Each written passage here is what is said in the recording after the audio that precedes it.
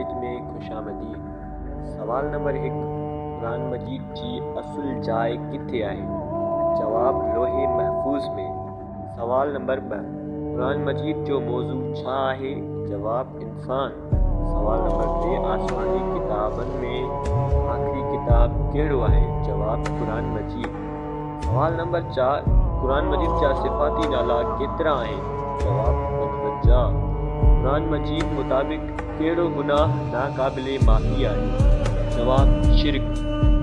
सवाल नंबर 6, कुरान मजीद जे सीपारनि जो तादाद केतिरो आहे? जवाब 30। सवाल नंबर 7, कुरान मजीद में सूरतुनि जो तादाद केतिरो आहे? जवाब 114। सवाल नंबर 8, कुरान मजीद जी मक्की सूरतुनि जो तादाद केतिरो आहे? जवाब 86। सवाल नंबर 9, कुरान मजीद जी मदनी सूरतुनि जो तादाद केतिरो आहे? जवाब 28।